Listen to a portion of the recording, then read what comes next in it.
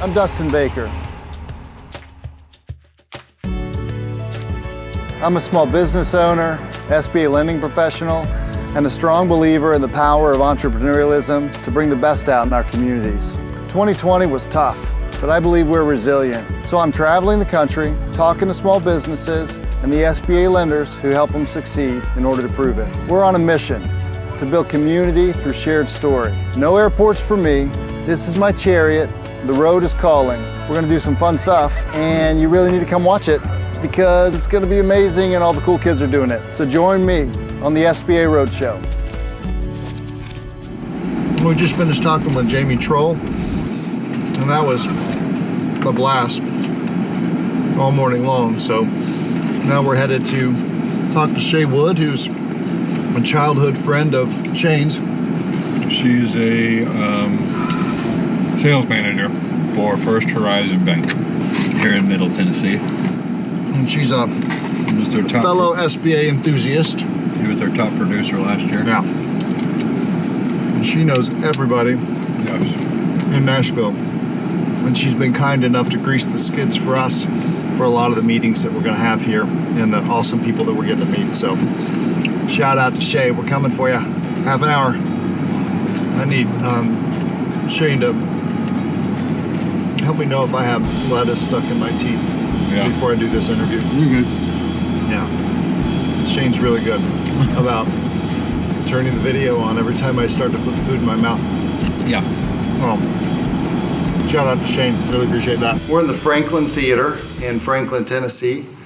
This is an old, restored, beautiful venue. It sits right on Main Street in Franklin. It's the heart of the community down here.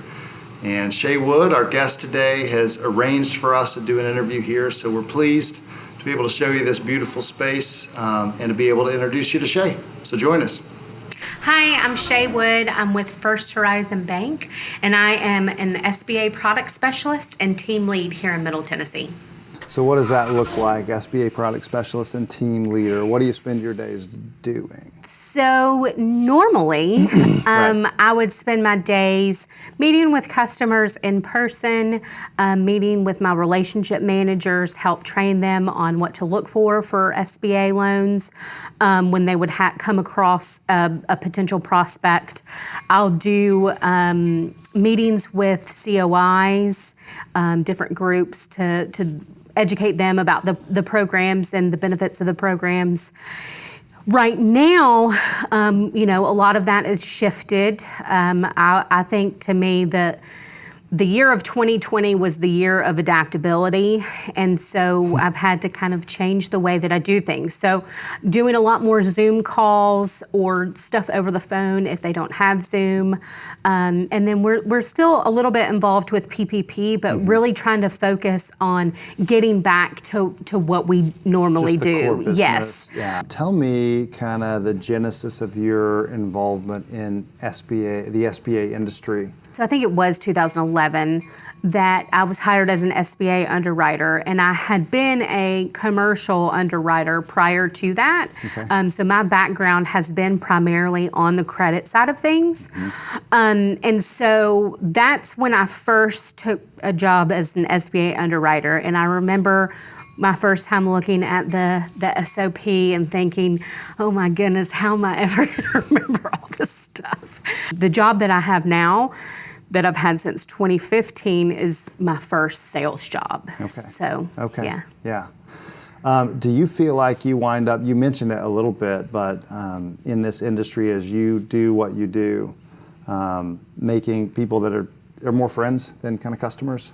Is that? Yes. Yeah. I don't know if that's just my personality or just if that's normal for the industry, but yeah, I probably share too much of my own life with them, and end up finding more information about their life, which is so great.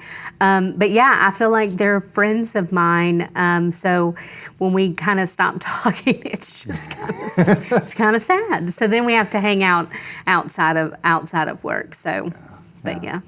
Let's talk a little bit about like the crazy part of this last year, right? So everybody in our industry in one way or another got sucked into the vortex of PPP lending. Yes. And so kind of walk me through your experience with PPP, how it had an impact on your business personally, your bank, what you saw, in terms of your customers and how it helped. Just kind of talk me through your experiences with PPP. PPP was definitely an interesting time. And one thing that I will say that I love about my job is I love being able to help people. And I felt like with PPP, I really got to see that. Not necessarily firsthand, but just all the work that we were doing as a whole bank. I mean, we really were, everyone was hands-on, and there were weeks that we were working 20-hour days, especially at the very beginning when we didn't know if they were going to replenish the funds or not. So you're literally realizing that this is impacting your customer, their ability to put food on the table for their family. And so we all just dealt with it. And I mean, we were working 7 days a week, 18 to 20-hour days, to make sure that I would not have been able to sleep if there was a customer that did not get the funds because I wanted 2 extra hours of sleep. You know what I'm saying? So it was a very hard time. I think there was a lot of unknowns. It was just everyone just wanted people to get what they needed, you know? And it didn't have to do with, are you a customer of the bank or who do you bank with? All that stuff goes completely out the window, and you're just trying to help, you're one human trying to help another human. And that's, I think, what it really boiled down to, and everyone just wanted to help. Yeah. What about the SBA industry do you love? What keeps you in this space? A few things that I would say. Number one, I think it's a challenge. I usually will describe it as putting a puzzle together, and there's only usually one way you can put the puzzle together to make it work. So I like the challenge of that. I also just enjoy helping people and watching their business grow, job creation, all of those things really make me happy. I really wouldn't have any other job, to be honest with you, so I love it. That's great.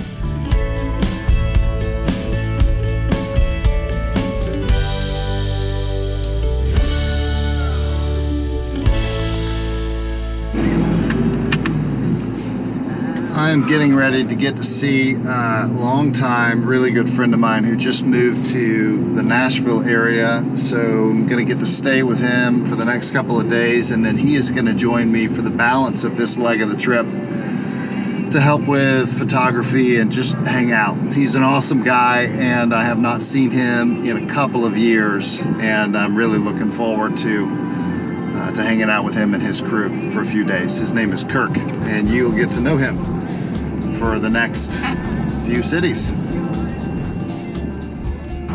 I'm walking up to the door of the Tardy family. Get in here! Hey, friend! How you doing? So good to see you. Oh my gosh. Well, man, I'm excited. I'm too. Super pumped. It's gonna be a lot of fun. I have no idea what it's gonna turn out like, but I think it's gonna be. We are headed to Columbia, Tennessee to meet with Blair and Eric Garner, who has started a brand new music venue that is not a brand new building. We're gonna hear their story and share it with you on the Roadshow. Well, we have just pulled up to the Mulehouse a couple of minutes after watching the first episode of the show that they're doing about the building of this facility, and thrilled to walk into this place. So my name is Blair Garner. I have been in country radio since 1993, syndicated national shows since then. This is my much older husband, Eric. Don't say that. You've walked me around and shown me this venue, but talk a little bit about where we are, what this building is, and what your vision for it is. So we are sitting in what was the First Baptist Church in historic Columbia, Tennessee. We're about 40 minutes to the south of Nashville. The building had been sitting vacant for 17 years, fallen into a real state of disrepair, mold growing inside, the exterior paint chipping. Leaky roof. It was, Windows knocked out. It was sad too, because this had been an important building for so many people in our community, and to see it kind of fall into that state was really challenging. It had been on the market for a while. It had sold a couple of times. Everyone else was looking at turning it into primarily another church or something like that. But once you got into it and you saw that, wow, you actually have to put in a sprinkler system, all of the kind of stuff to bring it up to current code, it was really, really a lot. And two, you're dealing with a property that's 55,500 square feet. It's big. Dating from this section, which is the oldest, 1939, to the theater, which was the sanctuary, built in 49, and then the learning annex, which was 1961. So it's a big building to kind of get your head around. And so talk about the name, the Mulehouse. Where did this venue come up with a name like the Mulehouse? Columbia, for I would say over 100 years, has been known as Muletown. It was the mule trading capital of the world. It's where they raise mules near here. There are mule farms everywhere. Like if you go to the Grand Canyon, all the mules that you can take down to the Colorado River at the Grand Canyon come from Columbia, Tennessee. It's just a very community-centric, mule-centric community. And so when we were coming up with names, we felt like we needed to have some sort of nod to the history of the town, and we knew that we wanted it to be community-based, so we came up with Mulehouse. Well, I'm imagining your cocktail list. Yes. And the mule is going to have to play prominently in the cocktail list, I'm sure. We'll wait with bated breath. To be satiated with a drink from Jack and Mare, which is the name of the bar, which Jack and Mare is how a mule is, brought into the world. A jack, donkey, and a mare horse. I've learned in 5 days of doing the SBA Roadshow, I've learned probably a dozen new facts a day. Well, there's your one like for the today. fact that James K. Polk was from Columbia, That's Tennessee. Right. And home is right next door. The Presidential Home, Museum, and Library are all just next door. Wow. In addition to the vision you guys have for the future, there's just an enormous amount of history that we're sitting in it, we're surrounded by it. Mm-hmm. Tell me a little bit, because you've talked a lot about, if you show me around the property, just about the idea of community. And I think you said that was the primary of your 4 values. So talk about those values and talk about the place that you guys hope that the Mulehouse will have in this community, what it will mean to this community. So we came up with all these different adjectives, probably at least over 100. Yeah. And then we put them into 4 different sections, because a number 4 is manageable. And then we would choose from all the words under that banner what is most appropriate. So that led us to the 4 filters for the Mulehouse brand: community, quality, impact, and iconic. Yeah. If an opportunity should present itself to us and it doesn't fit in at least 2, preferably 3 or all 4 of those buckets, then it's not on brand for us. It's just off brand, yeah. It's a really great way for us to filter what opportunities we take advantage of and which we know are going to be an exit from our ultimate destination. Yeah. We want the most direct path forward. If you're driving on the highway to someplace 600 miles away and you know where you're going, you see all of these exit ramps along the way, and each of those is an opportunity to get you off your goal. Mm. But if you know that your filter is to get to Peoria, Illinois, then you stay clear on that, right? So you have to avoid those exits. And that whole idea, those buckets, allows us to be very clear about what exits we do and do not take. Stay on task, stay on goal. Yeah.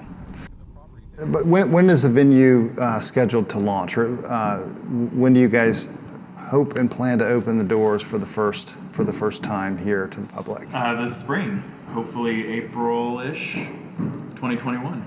Tell me where the SBA industry fits into your ability to execute on this huge vision that you guys have had and are pursuing.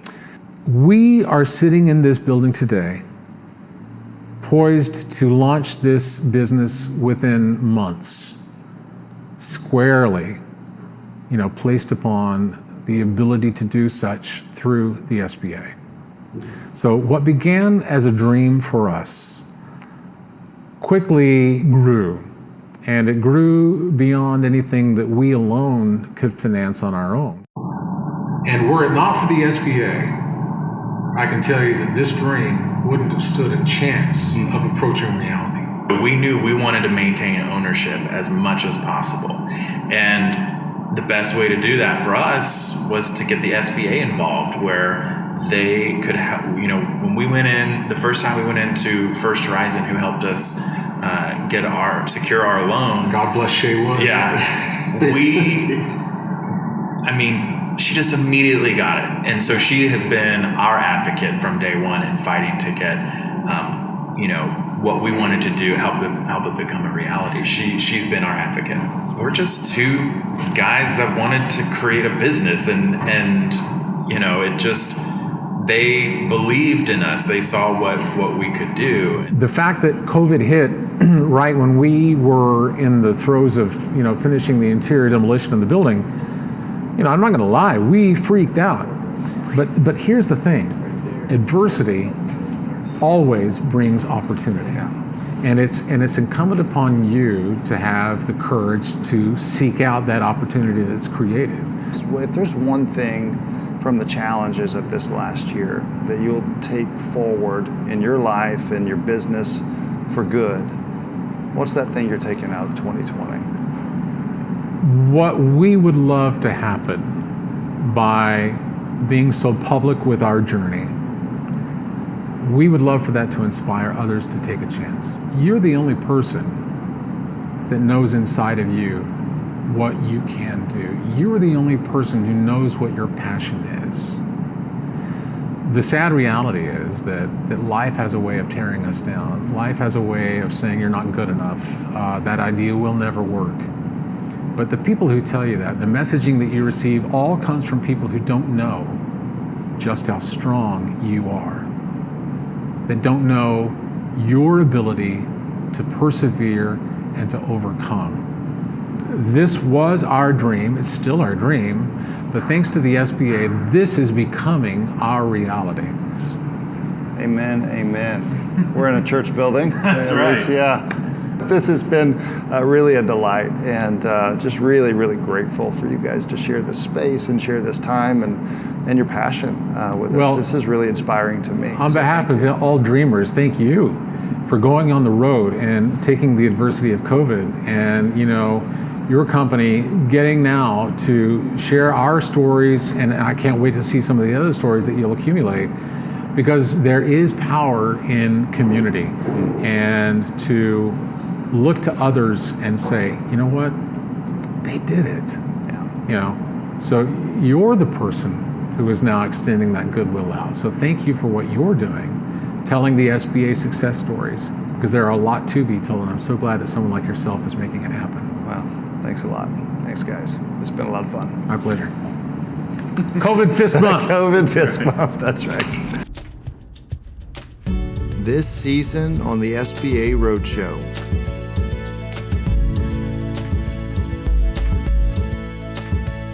Get my good angle. I'm not getting the whole story. Yeah. Yeah.